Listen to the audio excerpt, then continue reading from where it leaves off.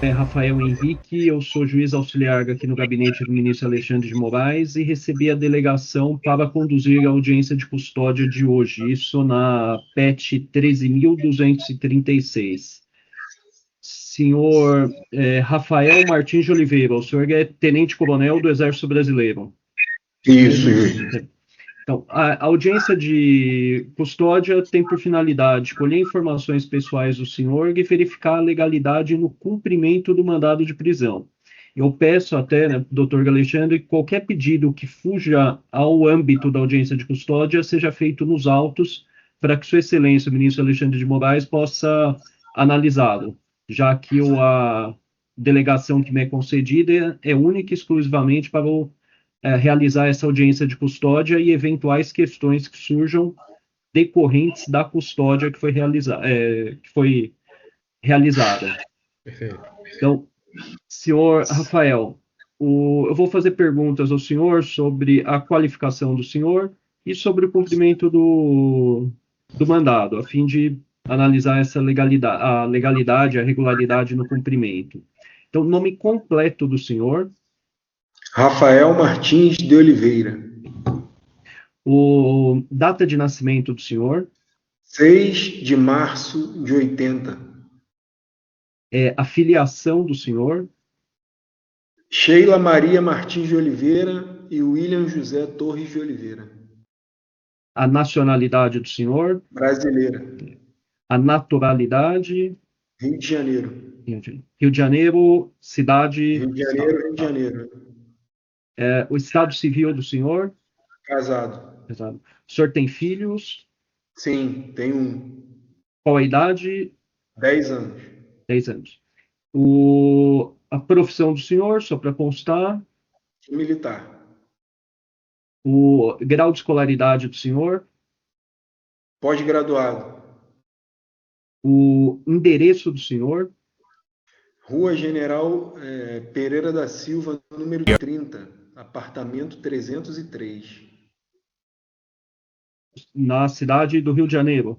Não, Também, não. Niterói e Caraí. O senhor tem alguma doença? Faz uso de algum medicamento? Só de hipertensão. O senhor já respondeu a algum outro processo criminal? Não, responder não. Houve algum problema, alguma irregularidade no cumprimento do mandado de prisão? Não, nenhum.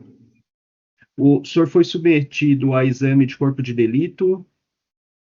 Eu abri mão do exame de corpo de delito que a Polícia Federal conduzia e eu fiz um de rigidez no Hospital do Exército. Isso. Mas eu assinei o documento lá abrindo mão. Correu tudo na normalidade.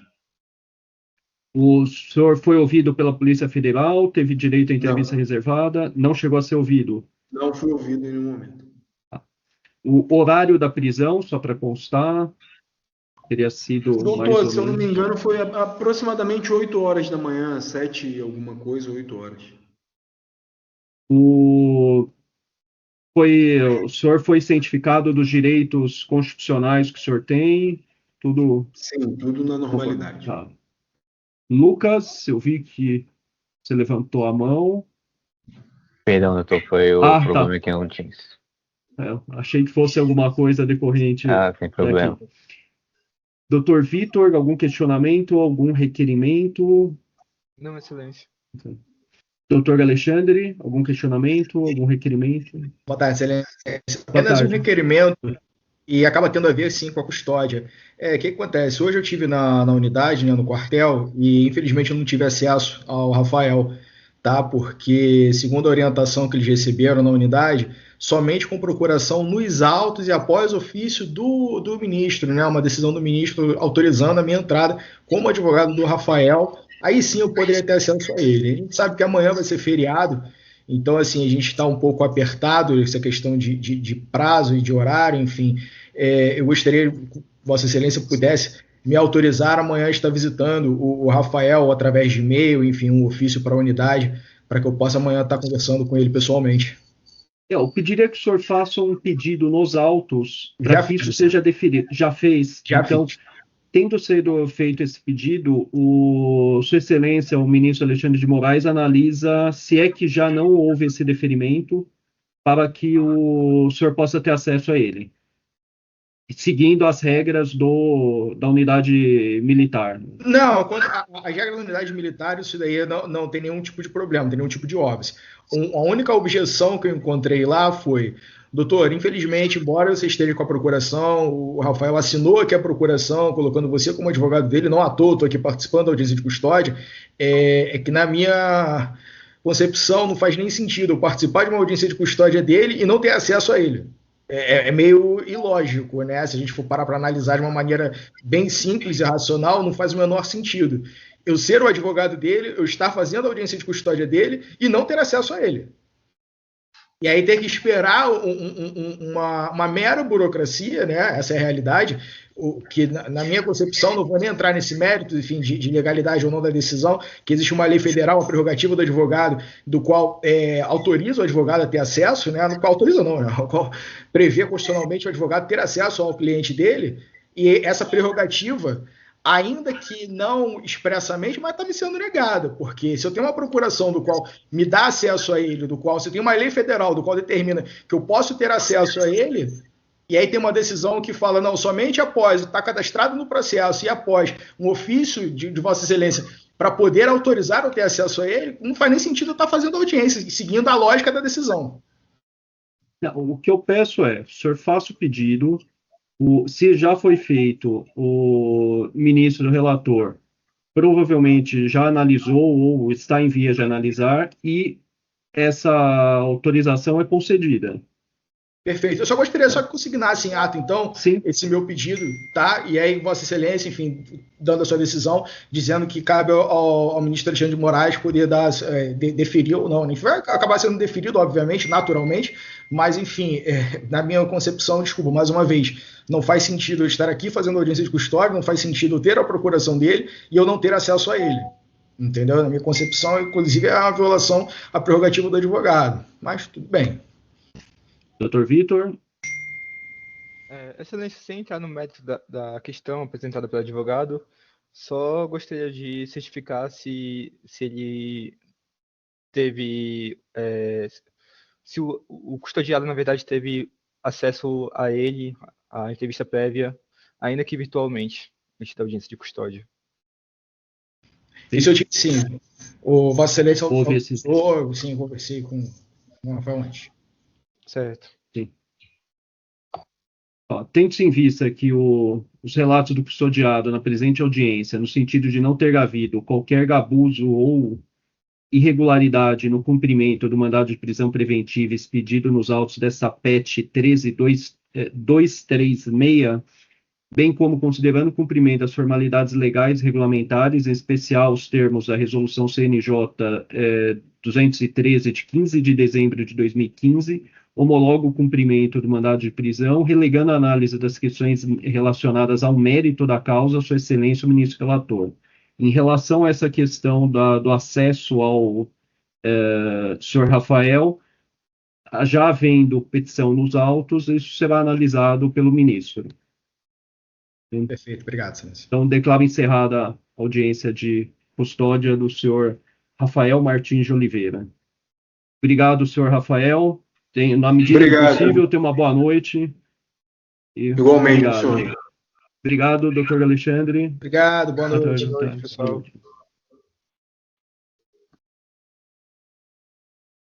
Posso acreditar num governo bem avaliado como este, que o tal do mercado avalie em 90% seu governo como ruim. Isso não é imparcialidade, isso é jogar contra o país. E quem joga contra o país quer ajudar a afundar o país. E nós não vamos deixar, graças ao setor privado, ao setor do agronegócio, ao setor do comércio, da indústria, bem comandada pelo vice-presidente Geraldo Alckmin. Portanto, presidente, eu falo por Mato Grosso do Sul. Se precisar de um Lula 4, o senhor vai ser eleito para ajudar Mato Grosso do Sul. Muito obrigada.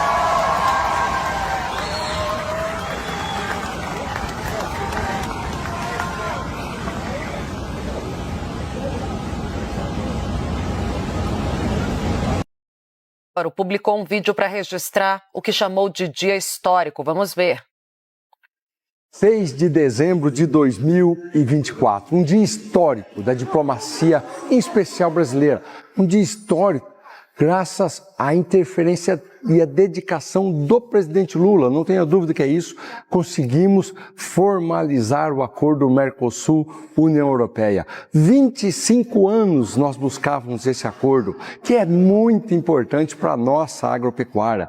Este acordo prevê mais liberdade comercial, por exemplo, zero tarifa para frutas, café e outros produtos brasileiros, cotas importantes para açúcar, carne de frango, carne bovina, etanol. Nós vamos mostrar a nossa competência e poder acessar esse mercado tão importante que é a União Europeia. O presidente Lula se dedicou, todos nós trabalhamos e o resultado está aí. Vamos agora aproveitar com a tradução do acordo, a implementação dele nos próximos meses e aí sim aproveitar isso em oportunidades econômicas. É o Brasil, o Mercosul ganhando muito com esse acordo formalizado.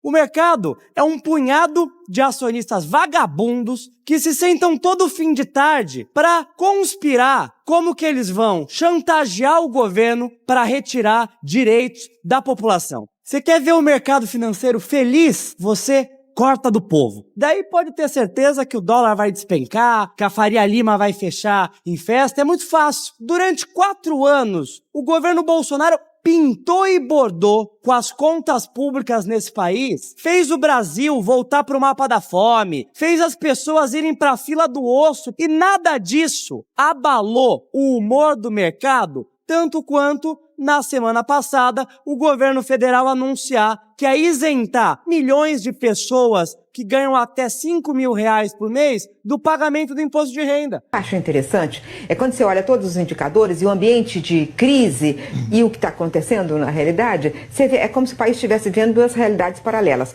Numa realidade, nós estamos reduzindo a pobreza, o país está crescendo 3,5% esse ano, depois de crescer 3,2% no ano passado. Tem mais emprego? Tem mais emprego, tem mais renda, né? Então tem vários indicadores bons, você olha os detalhes, são vários bons indicadores, porém, há um mau humor horroroso no mercado financeiro que se expressa menos numa pesquisa de opinião e mais nessa alta do dólar, alta da taxa de uma coisa que não é muito visível para as pessoas, é a alta da taxa de juros no mercado futuro, que tem um impacto no custo da dívida. E está aumentando a cada dia, entendeu? E eles já estão precificando, como eles falam, 15% de juros, que o juros vai chegar a 15%. Sim, a gente tem uma inflação, mas é uma inflação descontrolada? Não, não é uma inflação descontrolada. Você tem uma inflação que está acima do teto da meta, isso é preocupante, o Banco Central tem que agir, mas não é uma inflação em outros momentos que chegou a 2 dígitos, por exemplo. Né? Em 2020, 2022, 2021 chegou a 2 dígitos. Também em 2015, 2016 chegou a 2 dígitos. Não é isso. É uma inflação que está pressionada e que precisa voltar para ir para a meta. Então, o que é isso? Né? Tem muita coisa que mistura, mas eu acho que é impressionante como é que essas realidades parecem que não se tocam. Parecem 2 paralelos que não se tocam nem no infinito. Né? O mercado financeiro está comprando e vendendo pessimismo. E no caso da economia real, tem muita coisa boa acontecendo. Semana tensa, hein? Hoje, segunda-feira, dia 4 de novembro. E essa semana promete. Reta final do inquérito da tentativa de golpe. Quarta-feira próxima, 3 coronéis do Exército vão prestar depoimento na Polícia Federal, sendo que esses 3 coronéis foram indiciados pelo Exército por estarem envolvidos na minuta do golpe, na tentativa de golpe. São eles: Anderson Lima de Moura, Carlos Giovanni Delevade Paziani e José Otávio Machado Rezo. Com tudo isso, imaginem Bolsonaro como está. Na verdade, ele está mais preocupado com a anistia para golpistas, está mais preocupado com a eleição nos Estados Unidos. Inclusive, no fim de semana, ele postou um vídeo de apoio ao Trump. Reta final, gente, mais um mês, até porque a Xandão deu prazo, né, para terminar esses inquéritos, essas investigações.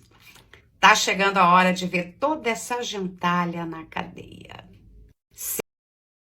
Eu não posso acreditar, presidente, que numa terra em que se plantando tudo dá, tendo os maiores mananciais de água doce do mundo, tendo investimentos públicos e privados andando no Brasil, estando com a menor taxa de desemprego da história e a maior taxa de ocupação da história, tendo tirado 3 milhões de pessoas da extrema pobreza.